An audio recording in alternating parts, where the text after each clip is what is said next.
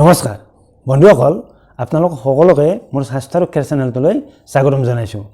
আজিৰ ভিডিঅ'টিত আমি আলোচনা কৰিম আমাৰ কোনবোৰ খাদ্যই আমাৰ হাৰ্টটো বা হৃদপিণ্ডটো অৰেটো জীৱন সুস্থ কৰি ৰাখিব পাৰে। বন্ধুসকল, আমি সকলোৱে জানো যে আমাৰ হাৰ্টটো বা হৃদপিণ্ডটো আমাৰ শৰীৰৰ অতি গুৰুত্বপূৰ্ণ এবিধ অংগ আৰু এই হাৰ্টটো আমাৰ বুকুৰ সোঁমাজতে অৰ্থাৎ দুটা হাঁওফাঁওৰ মাজতে অৱস্থিত। এই হাৰ্টটোৱে আচলতে আমাৰ খাদ্যৰ পুষ্টিদ্ৰব্য ভাগ, লগতে আমি উশাহৰ জৰিয়তে গ্ৰহণ কৰা অক্সিজেন, বিভিন্ন ধৰণৰ হৰমন, লগতে শৰীৰৰ বাবে দৰকাৰী আৰু অন্যান্য কিছুমান বস্তু তেজ চলাচলৰ জৰিয়তে আমাৰ শৰীৰৰ কোষবোৰলৈ প্ৰেৰণ কৰে বা যোগান ধৰে। আৰু এনেদৰে যোগান ধৰাৰ ফলতে আমাৰ শৰীৰ কাৰ্যবোৰ চলি থাকে আৰু শৰীৰ কাৰ্যবোৰ চলি থকাৰ ফলতে আমাৰ শৰীৰত প্ৰাণশক্তি উৎপন্ন হয় আৰু আমি সুস্বাস্থ্যৰে জীয়াই থাকিব পাৰোঁ। গতিকে নিশ্চিতভাৱে আমাৰ হাৰ্টটো শৰীৰৰ বাবে এবিধ অতি গুৰুত্বপূৰ্ণ অংগ। কিন্তু দেখা গৈছে যে আজিকালি মানুহ বিভিন্ন ধৰণৰ হাৰ্টৰ অসুখত ভুগিবলৈ আৰম্ভ কৰিছে। বিজ্ঞানীসকলে পৰীক্ষা নিৰীক্ষা কৰি জানিব পাৰিছে যে আচলতে আমাৰ কিছুমান অভ্যাস বা কিছুমান কামে আমাৰ হাৰ্টটোৰ এই কাৰ্যকাৰী গুণবিলাক কমাই দিয়ে বা আমাৰ হাৰ্টটোৰ কিছুমান ক্ষতি কৰিব পাৰে। লগতে বিজ্ঞানীসকলে বিভিন্ন গৱেষণাৰ জৰিয়তে জানিব পাৰিছে যে যদিহে আমি কিছুমান বিশেষ খাদ্য নিয়মিতভাৱে গ্ৰহণ কৰোঁ, তেতিয়া আমি আমাৰ হাৰ্টটো অৰেটো জীৱন সুস্থ কৰি ৰাখিব পাৰোঁ। গতিকে বন্ধুসকল, আহকচোন বিজ্ঞানীসকলে আমাৰ হাৰ্টটো ক্ষতি হ'ব পৰা আমাৰ কি অভ্যাসৰ কথা কৈছে বা আমাৰ কি খাদ্যৰ কথা কৈছে, লগতে আমি কি খাদ্য নিয়মীয়াভাৱে গ্ৰহণ কৰি আমাৰ হাৰ্টটো অৰেটো জীৱন সুস্থ কৰি ৰাখিব পাৰোঁ, সেই বিষয়ে আজি আলোচনা কৰোঁ আহক।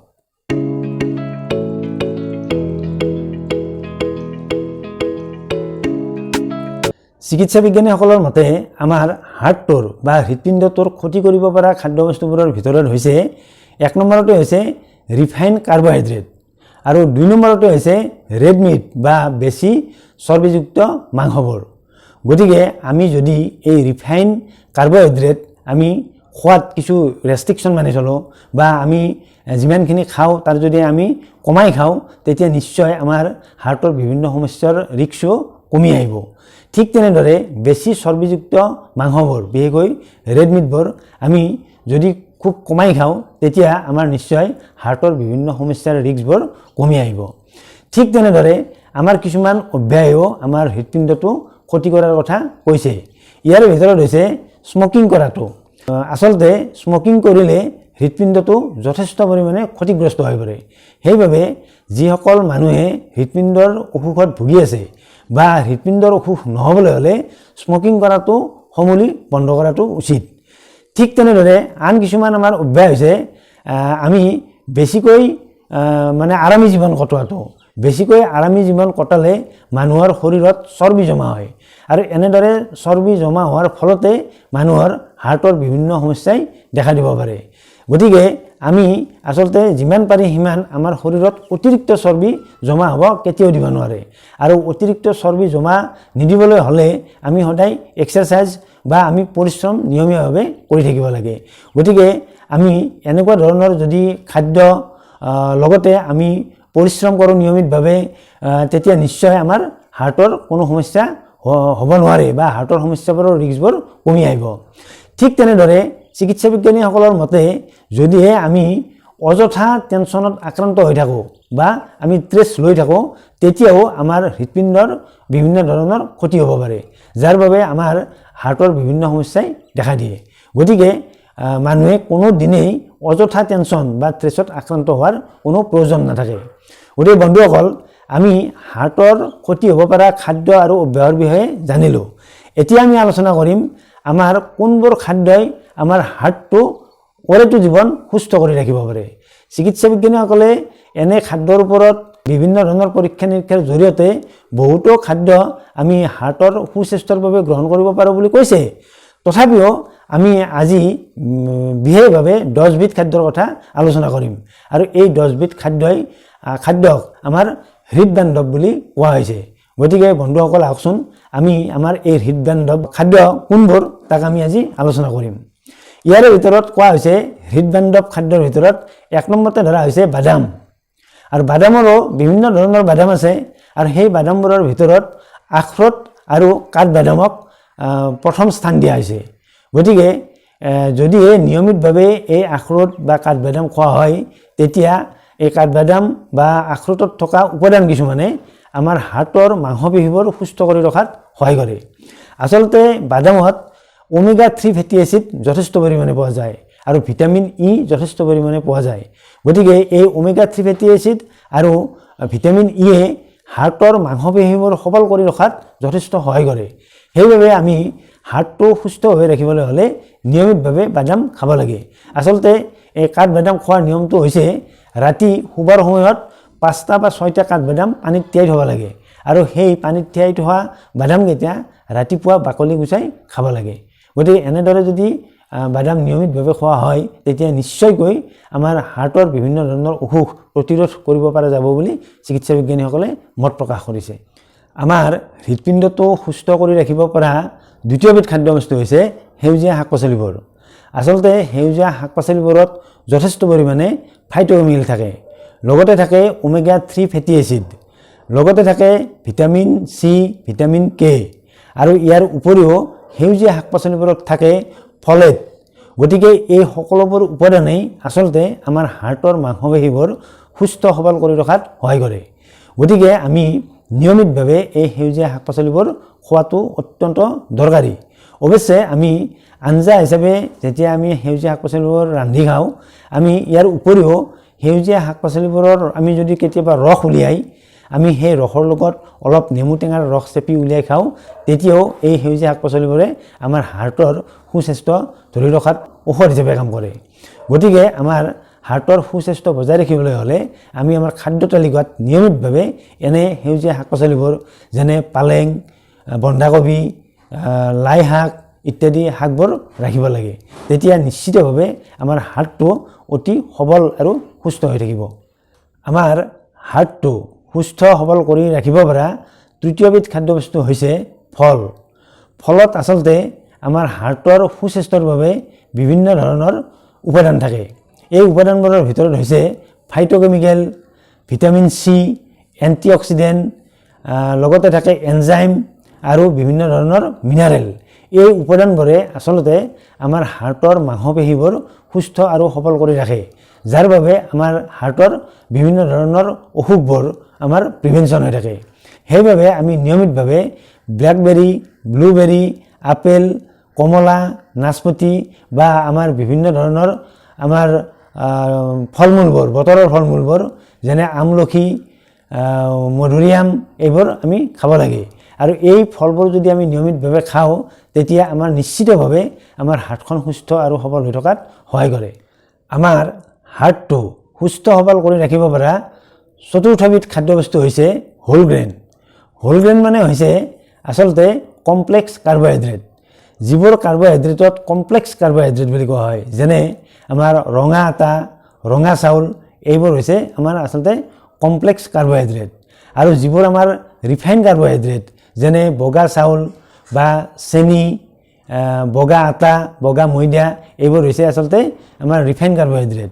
ৰিফাইন কাৰ্বহাইড্ৰেট খালে আমাৰ হাৰ্টৰ বিভিন্ন ধৰণৰ অসুখ হোৱাৰ চান্স থাকে, কিয়নো মই ইতিমধ্যে উল্লেখ কৰিছোঁই যে ৰিফাইন কাৰ্বহাইড্ৰেট খালে শৰীৰত ফেট জমা হোৱাৰ চান্সটো বাঢ়ি যায়, যাৰ বাবে এই ফেটৰ বাবে আমাৰ হাৰ্টৰ বিভিন্ন ধৰণৰ সমস্যা আচলতে সৃষ্টি হয়।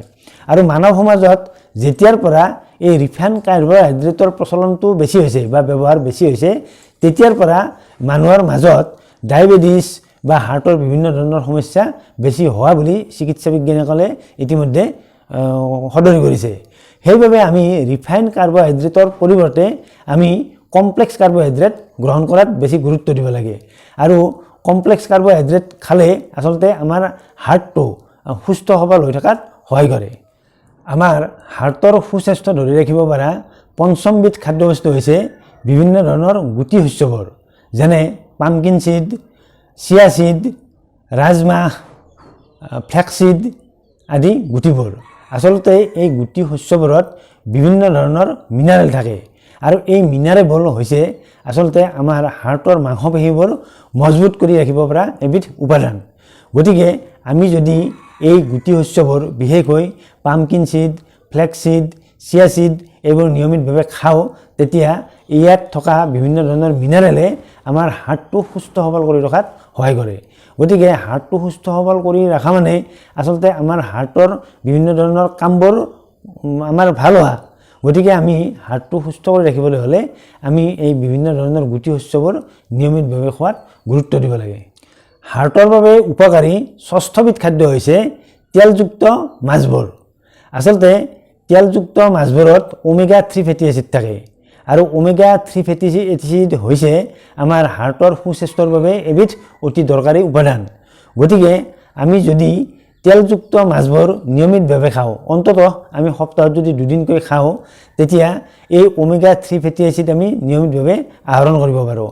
আৰু এনে ওমেগা 3 ফেটি এচিডৰ বাবে আমাৰ হাৰ্টৰ সুস্বাস্থ্য নিশ্চয় বৰ্তি থাকিব। সেইবাবে আমি হাৰ্টৰ সুস্বাস্থ্যৰ বাবে আমি তেলযুক্ত মাছবোৰ, যিবোৰ মাছ 2 কেজি বা 1 কেজিৰ ওপৰৰ বা যিবোৰ মাছত আমি তেল হয় আমি সেইবোৰ জানোই, সেনেকুৱা ধৰণৰ মাছ আমি অন্ততঃ সপ্তাহত দুদিনকৈ খোৱা উচিত। আৰু বিশেষকৈ সাগৰীয় মাছত তেল বেছিকৈ থাকে যদিও আমি সাগৰীয় মাছ তেনেকৈ আমাৰ ইয়াত উপলব্ধ নহয়। গতিকে আমি আমাৰ ইয়াৰ যিখিনি লোকেল মাছ, সেই লোকেল মাছৰ যিখিনি তেল হোৱা মাছ, অৰ্থাৎ 1 কেজি বা 1.5 কেজিৰ ওপৰৰ মাছ, সেইখিনি আমি নিয়মিতভাৱে অন্ততঃ সপ্তাহত দুদিনকৈ খোৱাৰ অভ্যাস কৰিব লাগে। তেতিয়া আমাৰ হাৰ্টৰ অসুখৰ পৰা আমি নিশ্চয় বাচি থাকিব পাৰোঁ। হাৰ্টৰ সুস্বাস্থ্যৰ বাবে এবিধ প্ৰয়োজনীয় খাদ্যবস্তু হৈছে ল' ফেট টক দৈ। অৰ্থাৎ আমাৰ দৈ গাখীৰত যিটো আমি দৈ বুলি কওঁ, সেই দৈত আচলতে আমাৰ ফেট খুব কম থাকে। সেইবাবে আমি নিয়মিতভাৱে যদি আমি এই টেঙা দৈ খাওঁ, তেতিয়া আমাৰ এই টেঙা দৈত আচলতে ভাল বেক্টেৰিয়া কিছুমান থাকে, যাৰ বাবে কোৱা হয় টেঙা দৈক প্ৰ'বায়'টিক বুলি। আচলতে আমাৰ ইণ্টেষ্টাইনত কিছুমান বেক্টেৰিয়া থাকে। এই বেক্টেৰিয়াবোৰৰ কিছুমান ভাল বেক্টেৰিয়া আৰু কিছুমান বেয়া বেক্টেৰিয়া। যদি আমাৰ ইণ্টেষ্টাইনত বেয়া বেক্টেৰিয়াৰ পৰিমাণ বাঢ়ি যায়, তেতিয়া নিশ্চিতভাৱে আমাৰ শৰীৰৰ ক্ষতি কৰে। কিন্তু যদিহে আমাৰ ইণ্টেষ্টাইনত ভাল বেক্টেৰিয়াৰ পৰিমাণ বাঢ়ি যায়, তেতিয়া আমাৰ সুস্বাস্থ্যৰ বাবে বা অৰ্থাৎ বিভিন্ন হজম প্ৰক্ৰিয়াৰ ক্ষেত্ৰত নিশ্চয় ভাল কাম কৰে। দৈত এই ভাল বেক্টেৰিয়াৰ পৰিমাণ যথেষ্ট পৰিমাণে থাকে। সেইবাবে আমি যদি নিয়মিতভাৱে দৈ খোৱাৰ অভ্যাস কৰোঁ, তেতিয়া আমাৰ শৰীৰত বিশেষকৈ ইণ্টেষ্টাইনত আমাৰ এই ভাল বেক্টেৰিয়াৰ পৰিমাণ বাঢ়ি যায়। আৰু ভাল বেক্টেৰিয়াৰ পৰিমাণ বাঢ়ি যায় মানে আমাৰ হজম প্ৰক্ৰিয়া ভাল হয়, আৰু হজম প্ৰক্ৰিয়া ভাল হোৱা মানেই আমাৰ আচলতে সুস্বাস্থ্য ৰক্ষা হয়। গতিকে আমি নিয়মিতভাৱে টেঙা দৈ খাব লাগে। এইখিনিতে মন কৰিবলগীয়া কথাটো হৈছে, আমি টেঙা দৈ নিয়মিতভাৱে খোৱাৰ কথাহে কৈছোঁ, আমি মিঠা দৈৰ কথা কোৱা নাই। কিন্তু কিয়নো মিঠা দৈত আচলতে মিঠা হোৱাৰ বাবে চেনি যোগ দিয়া হয়, আৰু চেনি হৈছে আমাৰ সুস্বাস্থ্যৰ বাবে এবিধ ক্ষতিকাৰক দ্ৰব্য। গতিকে আমি মিঠা দৈ খোৱাৰ পৰিৱৰ্তে টেঙা দৈহে নিয়মিতভাৱে খোৱাটো দৰকাৰ। আমাৰ সুস্বাস্থ্যৰ বাবে প্ৰয়োজনীয় অষ্টমবিধ খাদ্যবস্তু হৈছে কেঁচা ৰহুন। কেঁচা ৰহুনত আচলতে ছালফাৰ থাকে, আৰু ৰহুন এনেদৰে ছালফাৰযুক্ত হোৱাৰ বাবে এই ছালফাৰে আমাৰ তেজৰ বেয়া কলেষ্ট্ৰল কমাব পাৰে বা ভাল কলেষ্ট্ৰলৰ পৰিমাণ বৃদ্ধি কৰিব পাৰে। ঠিক তেনেদৰে ট্ৰাইগ্লিচাৰাইডৰ পৰিমাণো কমাব পাৰে। সেইবাবে যিসকল মানুহে নিয়মিতভাৱে কেঁচা ৰহুন খায়, তেওঁলোকৰ উচ্চ ৰক্তচাপৰ সমস্যা কম। আৰু উচ্চ ৰক্তচাপৰ সমস্যা কম হোৱা মানে আচলতে হাৰ্টৰ স্বাস্থ্য ভালে থকা। সেইবাবে আচলতে হাৰ্টৰ সুস্বাস্থ্য বজাই ৰাখিবলৈ হ'লে আমি নিয়মিতভাৱে অন্ততঃ সপ্তাহত 3 দিন বা 4 দিন ৰাতি ভাত খোৱাৰ সময়ত 3 ফুটা বা 4 ফুটাকৈ কেঁচা ৰহুন খোৱাৰ অভ্যাস কৰিব লাগে। তেতিয়া আমাৰ তেজত জমা হোৱা বেয়া কলেষ্ট্ৰল কমে আৰু ভাল কলেষ্ট্ৰলৰ পৰিমাণ বাঢ়ে। গতিকে ভাল কলেষ্ট্ৰল বঢ়া মানে বা বেয়া কলেষ্ট্ৰল কমা মানে আমাৰ হাৰ্টৰ বিভিন্ন ৰিস্ক আমাৰ কমি অহা। আমাৰ হাৰ্টৰ সুস্বাস্থ্যৰ বাবে প্ৰয়োজনীয় 9মবিধ খাদ্যবস্তু হৈছে বিলাহী বা টমেটো। বিলাহী বা টমেটোত আচলতে ভৰপূৰ এণ্টিঅক্সিডেণ্ট থাকে, বিশেষকৈ লাইকোপিন, বিটা কেৰটিন আদি যথেষ্ট পৰিমাণে থাকে। বৰ্তমান যুগৰ বিজ্ঞানীসকলৰ মতে মানুহৰ হাৰ্টৰ বিভিন্ন স্বাস্থ্য সমস্যাৰ বা হাৰ্টৰ বিভিন্ন স্বাস্থ্য সমস্যাৰ মূল কাৰণেই হৈছে ফ্ৰী ৰেডিকেলসমূহ। এই ফ্ৰী ৰেডিকেলসমূহৰ বাবেই হাৰ্টৰ বিভিন্ন স্বাস্থ্য সমস্যাৰ সৃষ্টি হয়। কিন্তু বিলাহীত থকা এই এণ্টিঅক্সিডেণ্টসমূহে এই ফ্ৰী ৰেডিকেলসমূহৰ কুপ্ৰভাৱবোৰ অতি সহজে প্ৰশমিত কৰি দিব পাৰে। সেইবাবে এই ফ্ৰী ৰেডিকেলৰ কুপ্ৰভাৱ প্ৰশমিত কৰিব পাৰে বাবেই বিলাহী আচলতে হাৰ্টৰ সুস্বাস্থ্যৰ বাবে মহৌষধ হিচাপে গণ্য কৰা হয়। গতিকে আমি যদি নিয়মিতভাৱে কেঁচা বিলাহী আমি খোৱা অভ্যাস কৰোঁ, বিশেষকৈ চালাড হিচাপে খোৱা অভ্যাস কৰোঁ, তেতিয়া বিলাহীত থকা এণ্টিঅক্সিডেণ্টে আমাৰ শৰীৰত সৃষ্টি হোৱা ফ্ৰী ৰেডিকেলসমূহৰ কুপ্ৰভাৱবোৰ অতি সহজে প্ৰশমিত কৰিব পাৰে আৰু আমাৰ হাৰ্টটোক সুস্বাস্থ্য ধৰি ৰখাত সহায় কৰিব পাৰে। সেইবাবে আমি অন্ততঃ বিলাহীক চালাডত স্থান দিয়াটো দৰকাৰ। মানুহৰ হাৰ্টৰ সুস্বাস্থ্যৰ বাবে প্ৰয়োজনীয় দশমবিধ খাদ্যবস্তু হৈছে গ্ৰীণ টি। গ্ৰীণ টিত আচলতে পাৱাৰফুল এণ্টিঅক্সিডেণ্ট থাকে। সেইবাবে গ্ৰীণ টিৰ এই পাৱাৰফুল এণ্টিঅক্সিডেণ্টে আমাৰ শৰীৰত সৃষ্টি হোৱা ফ্ৰী ৰেডিকেলৰ কুপ্ৰভাৱবোৰ অতি সহজে প্ৰশমিত কৰিব পাৰে আৰু ফ্ৰী ৰেডিকেলৰ কুপ্ৰভাৱ প্ৰশমিত কৰিব পাৰে মানে আমাক বিভিন্ন ৰোগৰ পৰা আমাক আচলতে বচাই ৰাখিব পাৰে। ঠিক তেনেদৰে যিহেতু ফ্ৰী ৰেডিকেলৰ বাবেই আমাৰ হাৰ্টৰ বিভিন্ন সমস্যাৰ সৃষ্টি হোৱা বুলি চিকিৎসা বিজ্ঞানীসকলে মত পোষণ কৰিছে, গতিকে যদিহে আমি নিয়মিতভাৱে অন্ততঃ দিনে দুকাপকৈ গ্ৰীণ টি খোৱা অভ্যাস কৰোঁ, তেতিয়া আমাৰ শৰীৰত সৃষ্টি হোৱা এই ফ্ৰী ৰেডিকেলবোৰ অতি সহজে ধ্বংস কৰিব পাৰে আৰু আমাৰ হাৰ্টৰ সুস্বাস্থ্য বজাই ৰাখিব পাৰে। গতিকে আমি হাৰ্টৰ সুস্বাস্থ্য বজাই ৰাখিবলৈ হ'লে গ্ৰীণ টি অন্ততঃ দিনে দুকাপকৈ খোৱাটো অতি দৰকাৰ। বন্ধুসকল, কি 10বিধ খাদ্যই আমাৰ হাৰ্টটো সুস্থ হৈ থকাত সহায় কৰিব পাৰে সেই বিষয়ে কিছু কথা শুনিলে। যদিহে আমাৰ আজিৰ ভিডিঅ'টো ভাল পাইছে তেনেহ'লে ভিডিঅ'টোত লাইক এটা কৰিব, লগতে ভিডিঅ'টো শ্বেয়াৰ কৰিবলৈ আপোনালোকক অনুৰোধ জনালোঁ। অন্য এটা ভিডিঅ'ত আপোনালোকক লগ পোৱাৰ প্ৰতিশ্ৰুতিৰে আজিলৈ আহিছোঁ। নমস্কাৰ।